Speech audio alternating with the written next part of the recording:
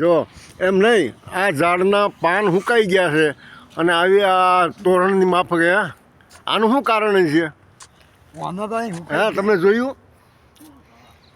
એમ નહીં, હાવ ઝાડ સુકાઈ ગયેલું, ખાલી આ લોયડું એમને આ બધી લાગત આમ શોની ગોઠવી હોય એવી રીતે છે. આખા ઝાડમાં આવી રીતે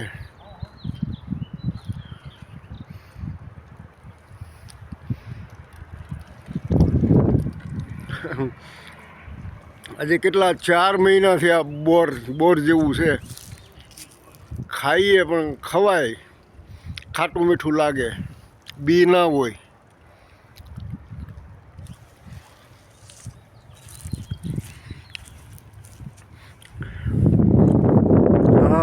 સુનકાર હોય, એમ લાગે કે જંગલમાં જ રહીએ છીએ, એટલું મકાન હોવા છતાં. તો કાયમ માટે અહીંયા ચાલવા નીકળીએ. આ બાજુ જંગલ જેવું છે સામે, અને પાછળના ભાગમાં પાછું હાઈવે રોડ આવેલો છે.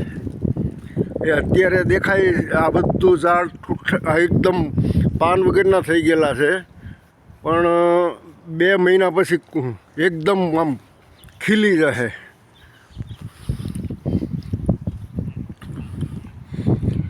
છેલ્લા મકાન ત્યાં તળાવમાં નથી જવું. ઠીક, હા, જો આવી વસ્તુઓ, ખુરશીઓ ને જાત જાતનું હવે લોકો મૂકવા માંડશે રોડ પર, અને સારી સારી વસ્તુઓ હોય, લોકો લઈ જાય.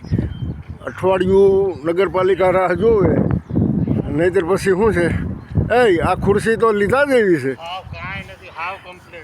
એમ નહીં તો આને કેવી રીતે આ લઈ લઈએ? જો આ એકદમ સુપર ખુરશી છે, તમે જોઈ શકો. તમે અત્યારે લાવ્યા હો એવું છે, ડાઘ ડૂક કોઈ વસ્તુ નથી, પણ આવી પણ રોડ ઉપર મૂકી જાય છે. બોલો લોકો, આ તો શેમાં લઈ જવી? આ તો એ બાજુ મૂકી દઈએ. હાલો લ્યો તો.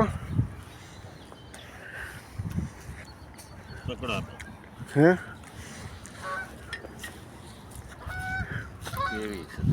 તો અને આ તળાવમાં બરફ ઓગળી ગયો છે ને, ઉપર બરફ જામી ગયો હોય ને, એમને પાસેથી કોઈક લઈ જાય ને. બોલો, હાવ એટલે હાવ નવી છે. હે જરાય નથી ને કોઈ, જરા તૂટેલી કે કાંઈ કોઈ વસ્તુ નથી. એમને પણ આવી કેમ મૂકી દેતા છે નવે નવીયું? આ 4-5 હજારની થાય આપણે. આ લોકો કંઈ પણ નવું લાવ્યા કરે, અને આમાં હમણાં સુધી ઉપર શું છે, બરફ જામી ગયેલો હતો. આ તળાવ છે, અમે આને કાયમ માટે રાઉન્ડ મારીએ. 3-4 મહિના પછી તો જંગલ થઈ જાય. ક્યાં આ જે વાહનો પાછળના ભાગમાં એપાર્ટમેન્ટ દેખાય, બધું બંધ થઈ જાય. એમ માટે અમે અહીંયા રાઉન્ડ મારવા નીકળીએ.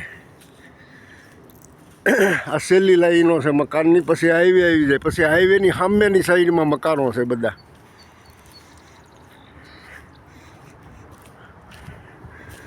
એટલે વાઈટ લોકો નીકળે ચાલવા માટે. જ્યારે એપ્રિલ મેમાં પછી ચાલ્યા કરશે કૂતરાઓ લઈને બધું.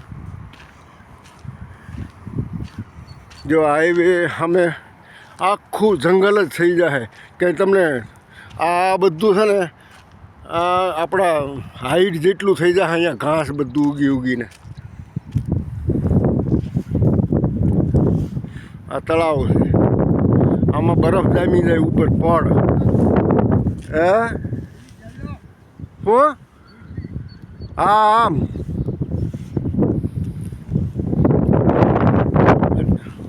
4-5 મહિના હાવ ઠૂઠારીને પછી એટલું લીલું થાય. છેલ્લે મે જૂનમાં તો પછી એકદમ કલરો પકડે બધા ઝાડ.